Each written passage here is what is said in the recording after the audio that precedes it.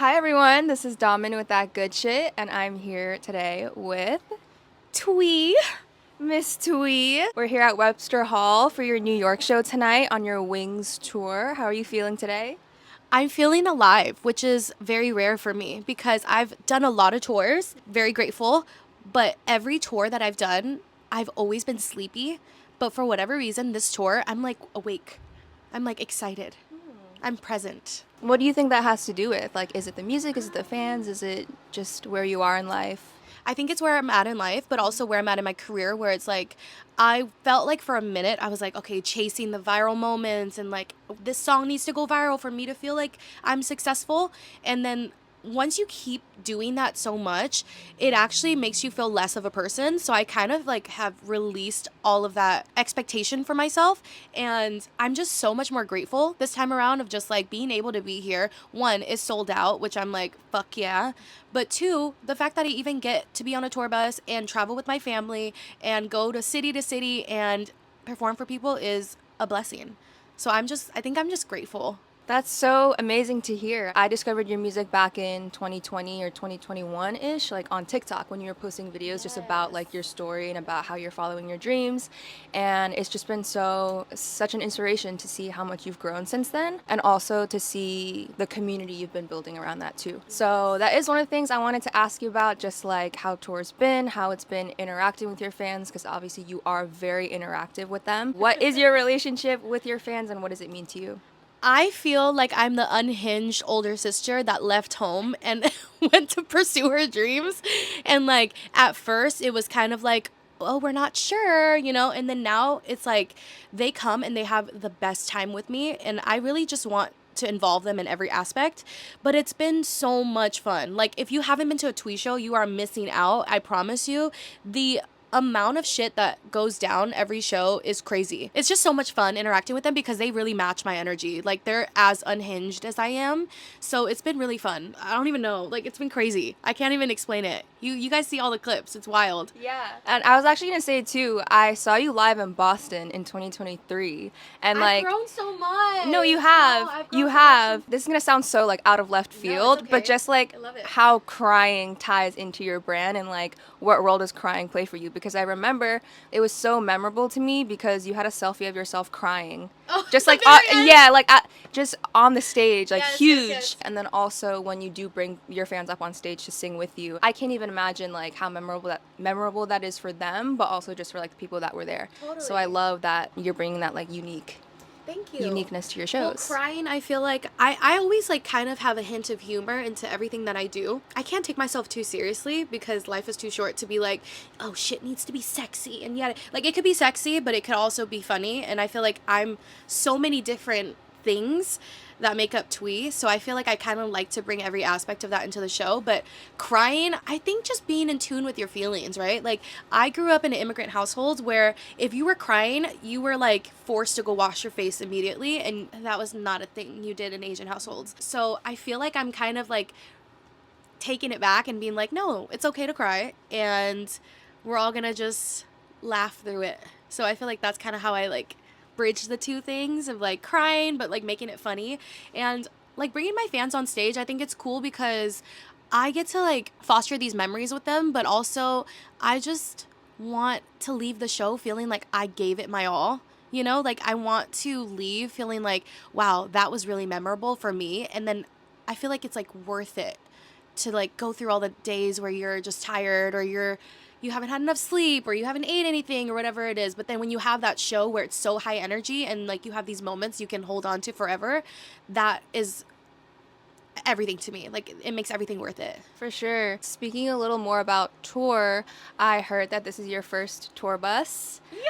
So, how has life been just on the road in general? Like, do you have any rituals, like anything unexpected that you're discovering about touring? Well, I am so grateful. Holy shit. Like the fact that I am an independent artist, fully self-funded and was able to like get this tour bus for myself. I'm like I feel very proud of myself. And I don't say that a lot, but I genuinely am very proud of myself. I've done tours where we've been in sprinters and we like sit up vertically from like city to city. Your sciatica pain is acting up, like everything. So the fact that we get to like give it our all, but then we get to like lay down horizontally after and get to the next city and just sleep and have a driver. Like some days I'm like in the back and I'm just like, I can't even believe that I have a driver taking us to the next city. So it's a weird feeling, but it's also like I feel like I deserve it because I've put in so much time, so much money, so much tears, so much of myself into my craft that I'm like, even if I'm in the red, I want this tour bus for myself as a like sign that I have made it to the next level, you know? Yeah, definitely. And I also love that we're filming this in the bus We too. gotta make Like the we kind of content we with the kind of tour get like, bus. Come you know, we have on. like the window here. We have Yes. the cute plushies I that love Thuy this. fans have been giving her. This is So my favorite. I love a good plushie. My fans know I love a blind box, so they'll bring blind boxes to my soundcheck parties and we'll unbox it together, and that is so much fun for me. so- I feel like I'm regaining my childhood, honestly, by being on this tour. It's been really, really refreshing, and I feel like my soul is constantly feeling filled. I'm sad that the tour is going to be over in like a week and a half. wow, I didn't even realize it went by that fast. We've been on the tour. Just We've a been- week and a half. It's gone by so fast. It is because I'm having fun. For what it's worth, like we can really see that you're having that fun, and I feel like that's also part of your allure and your like appeal is that you're just so authentically yourself. Like we can tell you love what you do, you love being on stage, being with the fans, and it just makes like us want to be part of that too. Hell yeah. Yeah. I do want to ask you a couple questions about Wings, of course. First of all, I love the visuals and just the colors around the whole era. I love the cover art especially. I feel like it makes me feel so nostalgic, and it also encapsulates girlhood so much. So like what was the inspiration behind that? Okay, so originally the photo shoot for the cover art or the album art was going to be like me with these wings, right? Then we got on set and I was like, it's too on the nose. Like the project is called Wings. We don't need to be wearing wings, because the project to me is like such an effortless project where, you know, my past two projects were very like vulnerable, and I was, you know, Girls Like Me Don't Cry. Then we have like the love songs and we have whatever. Like this project was different because one, I've never been more confident. I feel like it's the most transformative, just music wise, you know, I feel like I've just transformed into the version of myself I've always wanted to be. And obviously I'm going to keep growing and all of that. But I feel like where I'm at right now, I feel just like I'm walking in my truth a lot more than I used to be. So I wanted the album art to be effortless.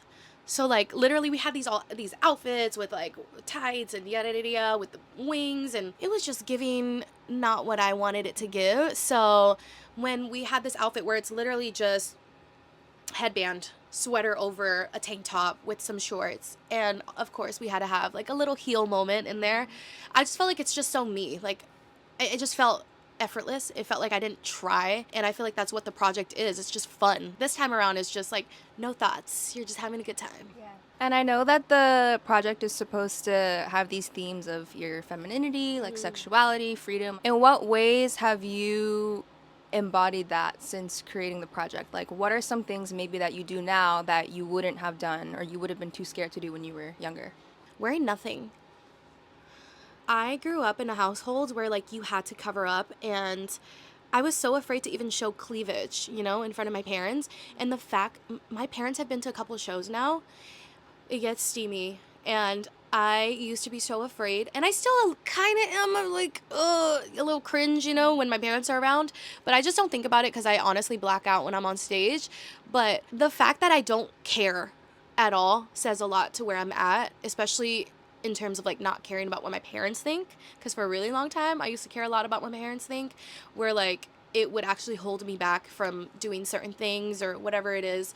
So I just feel like I'm literally living my truth. I'm wearing what I want to wear. I say what I want to say, and my parents are just gonna have to accept it. Period. No, And literally. also, your tour outfits have been eating Thank down. you. I was talking Shout about out- this with my roommate. Shout out today. to Fancy Club. They are a Vietnam-based designer, and they're popping off too. Like, so many people are wearing their stuff. Dochi's wearing their stuff. Ice Spice is wearing their stuff. Like, they're like an up and coming Vietnamese brand. Can I just say, Vietnamese brands are popping off. They're so, so talented. I was in Vietnam recently, and I performed for like the TikTok Vietnam Awards, but I also did like a photo shoot with Lea Official out there. And their creative team is just so, so good. I couldn't believe my eyes, like the photos that came back. Like, they were just so creative. So, Vietnamese people are coming up, okay?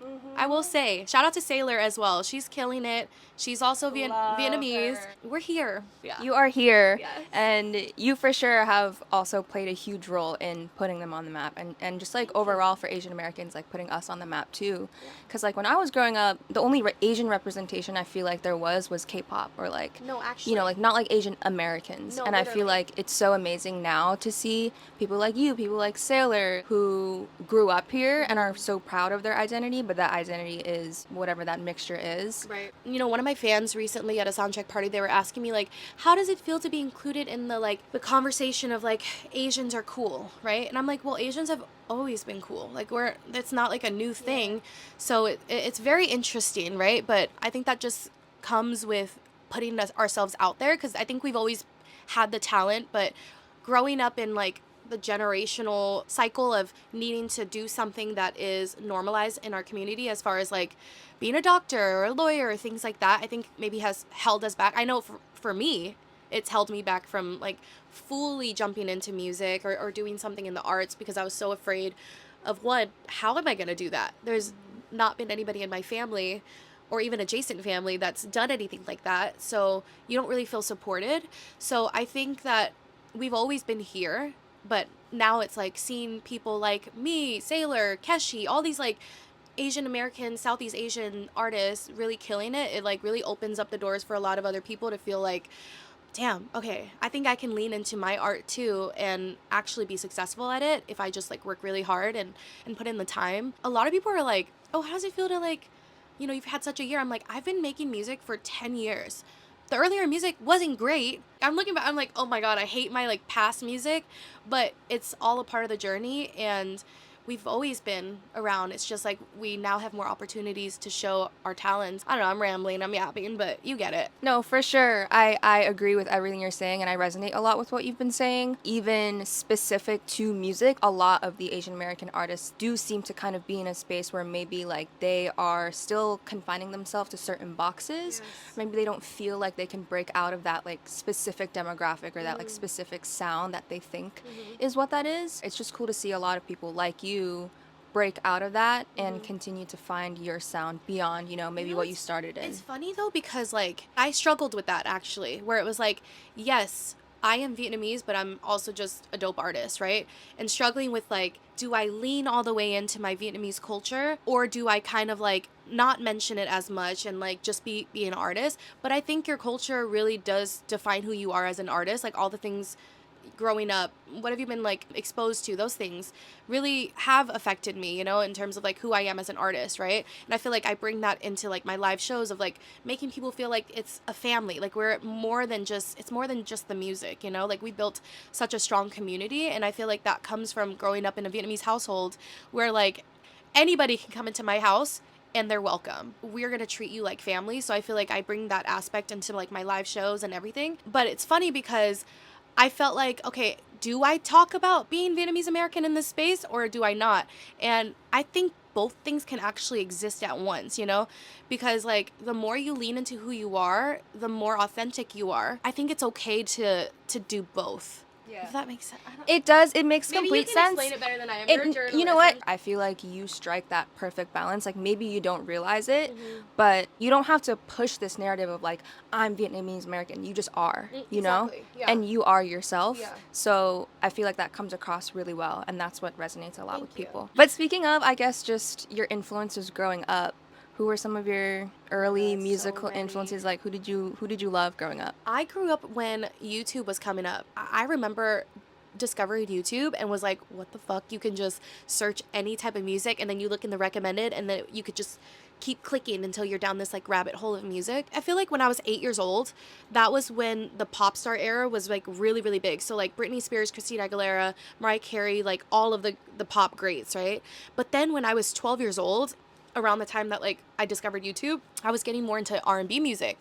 So I would listen to like Tamia, Avant, Brandy, 112, like literally all of like, you know, the R&B kings and queens like of the early 2000s. And I just love the way that it made me feel when I was 12 years old, because it made me feel like I was in a relationship when I had never been in a relationship before. So I just love the way that R&B music makes me feel. So I feel like naturally in my music I have like a lot of pop R&B influences just from like the shit I used to listen to growing up. And are there any Vietnamese artists or singers that you could put us on to? Aside from Sailor, Keshi, my parents grew up listening to like Paris by Night, which is like they got seasons on seasons on seasons, but a lot of it was in Vietnamese, and it wasn't the style of music that I really listened to growing up. Like I would just hear it because they would always be on. But I want to get more into Vietnamese music, and I want to start like writing music in Vietnamese. I just need to take my time with it because there's so many different dialects, and I just want to be proper when I'm like writing it. So that's my next goal, is to like incorporate more Vietnamese into my own music, because how cool would it be like to have a whole hall of people singing a lyric in Vietnamese and they don't even know what the fuck they're talking about. That would be amazing, Yes. actually. Yes. I love when artists do that, like when they speak their mother tongue or just incorporate like multiple languages in their music. You know who does That's that really so cool. well? I really like Lola Zuai. She does that with like French, and I just think it's cool. I really wanted to ask you about the Hair Down remix Oh my God, with yes. Chungha. I love that music video so much. It made me So want to be fun. back in Korea so bad. Yeah. I would love to hear just about how your experience was collaborating with her, meeting her, and then also your time in Korea. Well, one, it was hot as fuck out there. It was really, really hot. Yeah. And I was in this big ass fur jacket, but I had to do it. I had to do it for the video. Meeting Chung Ha, I was gagged because she has no pores. She's gorgeous. Like, skin is amazing, okay? When they say Korean skin, like they mean perfect skin. She had glass skin. She was so sweet. I tend to manifest a lot of things for myself. And when I made the song Hair Down, I originally wanted a K-pop artist to collab on it, like for the OG song. We couldn't do that in time. So then after the song was released, I was like, well, we could still do it, right? It could be a remix, whatever. So I was going on TikTok like, oh my God, this song would eat with a K-pop collab, yada, yada, yada. And Chung Ha actually did an interview where she mentioned me and that she like liked my music or something like that. So I had my team reach out to her team about getting on it. Just like, why not? You miss all the shots you don't take. So it was a way of me like sliding the DMs kind of, but through like management and everything, and she was down. So it was really cool to hear her like sing the pre-hook that we wrote back in Korean. Like that was so sick for me. And just hearing her on it, it was like a perfect mesh of just like melodies. I don't know, it was like a perfect collab. She was so easy to work with too. In terms of like the music video, we honestly were having a great time. Like it wasn't fake. It was like truly we were having such a good time. She took me out to her favorite Korean barbecue spot at nighttime, and she had like no makeup on after. I was like, girl, you are perfect. I fell in love with Chung Ha. Chung Ha, I'm in love with you.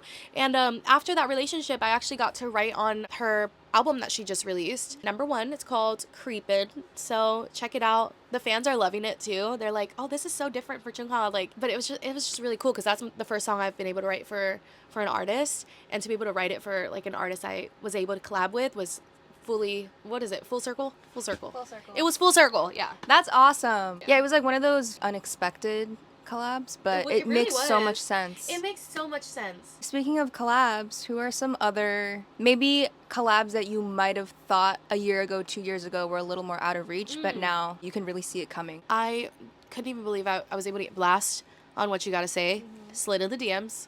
Slide in the DMs, guys. It works sometimes.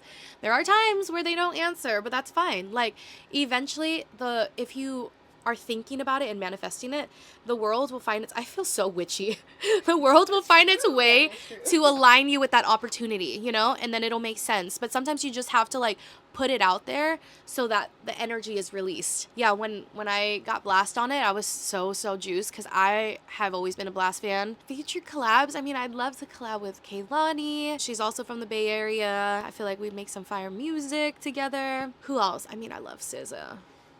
Even if I could just write for SZA, like that'd be fire. Not that she needs my help at all. I'm putting it out there. I love you, SZA. If Justin Bieber starts making music again, I would love to collab with Justin Bieber. Not to like talking your interview, but apparently he's getting back into like his journals era. They're saying that Justin Bieber's getting into his journals era, and I feel like we need a Thuy collab on that. Come on, JB. I'm such a Justin Bieber fan. Like, Thuy is a believer. I am a believer.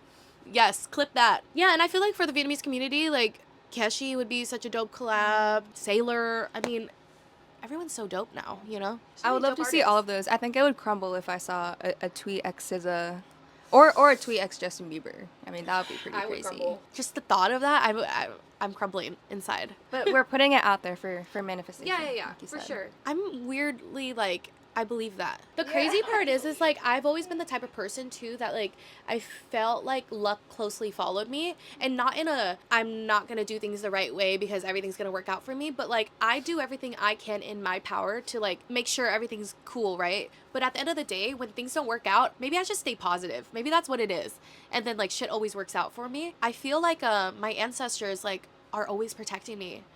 You know, like anything that I do in this life or in this career, even if it's like a detour on the path, I'm always just like, I always trust the process. I don't beat myself up over shit, honestly. My rebound rate is so fast. My phrase in life is, it is what it is. Our platform, That Good Shit, is all about music discovery. What have you been listening to recently? Ooh. On Thursdays, I love going on New Music Friday at 9 p.m. Pacific Standard Time and listening to all the new music that's being released by my peers, because it not only is like inspiring, but it's also like, oh, what's everybody on, you know? And sometimes you hear genres that you normally wouldn't like play, but I just like playing music that isn't in my genre. Sometimes I hear like pop or R&B music and I'm like, oh, I feel like I have to get in the studio, you know? So I like listening to country. I like listening to like pop rock, sometimes nothing. Is that weird? I don't know. Sometimes I don't like listening to anything. Put on a podcast, call it a day. That Good Shit podcast, put that shit on, you know? What are some podcasts you listen to? What kind of podcasts? Well, okay, so my girlfriend, her name's Remy, and my friend Alicia, they have a really popular podcast together. It's called Pretty Basic, actually. And they're like two girls that are just like, it's like coined as like these basic girls that are just like normal girls that are living their life. So they'll tell stories about, you know, their sex life or like just how it is being a creator. And Remy right now, my friend, is preparing for a wedding. So like she's just talking about like her wedding stuff. It's just easy. It's an easy listen. So I just like listening to that. Sometimes I'll listen to like motivational things if I'm going on walks. For the most part, quietness is great too. The whole day is chaotic. So it's nice to just do nothing. And it's just good to like cleanse your ears sometimes too, Absolutely. so that you can appreciate music when you do listen to it. Absolutely. Yeah. I've been listening to You. Period. The Wings project is one of my favorites, honestly. Yeah. It's just so elevated and like just so different from, I was nervous actually about even like releasing that because it's so different from Girls Like Me Don't Cry. My fans, the thing is, it's like, it's not about the music. They're listening to it because we've built a connection together, so they're like growing with me, so that's been the cool part. What's your favorite song on Wings? I was just going to say, my favorite song on Wings is Wings. Oh, period. Yeah. I love that. Because I remember listening to the project for the first time, of course in order, and then like when I got to the end, it came on and it just made me so emotional. I was like, what a wonderful closure. I feel like it encapsulates the whole project so well, because you get to the end, you know, you've had your fun, see like all this color, and then at the end it's just about, you know, spreading your wings and literally. and moving on. So I feel like that's me though. Like I've always just been a very vulnerable person. Like no matter how upbeat things will be, like I always find my way back to my center, which is like I am a very emotional, vulnerable crybaby. So thank you for saying that. I love that song too. That was the last song on the project we made, and yeah, I love that one. well, Thuy, this has been so amazing. Thank you so much. We're so excited to see you, Kayla, tonight. Thank you so much. Wow, I can't believe I saw you literally on the street.